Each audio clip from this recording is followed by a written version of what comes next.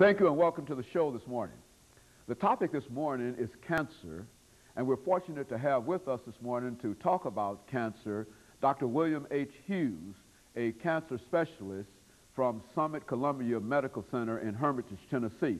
And Dr. Hughes, let me welcome you to the show this morning. Well, thank you, Dr. Haney. It's a pleasure to be here. You know, Dr. Hughes, what we'd like to do today is to talk about cancer, and especially talk about your specialty dealing with cancer. But before we do that, let's talk about Dr. William H. Hughes, to get you to give us some information about your background, your education, and some of the other things that were important and eventually leading you to the situation that you're in now. Well, thank you, Dr. Haney. I'm a native of Conway, South Carolina, and I graduated from Meharry Medical College.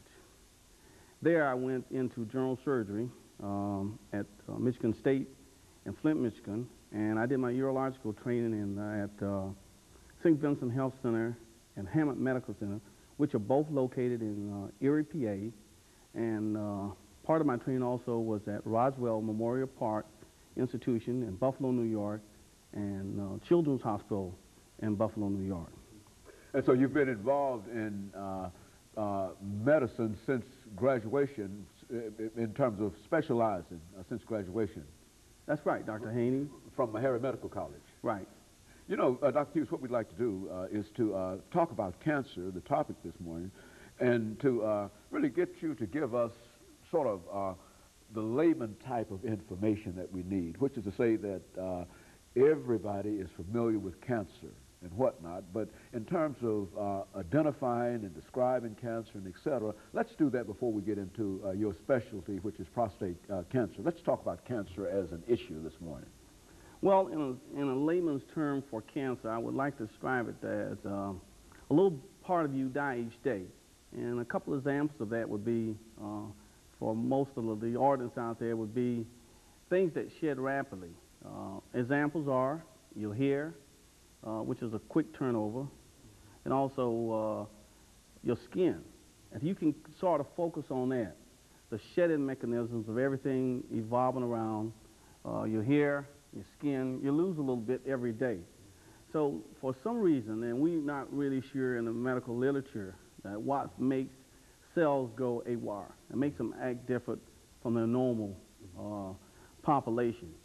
And this, over a period of time, we both looked at it at the cellular level and the structural level of cells will change. There are probably lots of things that multifactorial, I would say, that leads up to this. It could be hereditary. I think your genetic makeup has a lot to do with that. What you eat, what you're exposed to, can all cause cancer. Some of the treatments we do can cause cancer. For example, radiation will cure cancer. Radiation also causes cancer. So really, in a sense, we don't know, we have a good grasp, but we don't know all the things about cancer yet. That's why we continue to do research to find out what stimulates a cell, what makes a cell go wrong. Very good. And of course, you've been involved in dealing with this as an issue, cancer as an issue, for a number of years. And your specialty is prostate cancer, I understand. Now, where does that fit within the whole range of cancer? There are many types of cancer. Is that correct? That is right. And that is a very good question. I think the magnitude for the public in prostate cancer is overwhelming. Prostate cancer is, as incidence goes, is the #1 leading cause of cancer, with the exception of course, of skin. Now, you have other cancers, lung cancer, colon cancer. By and large, lung cancer is the worst of all of them. But prostate cancer, as far as incidence, is higher than even breast cancer in women.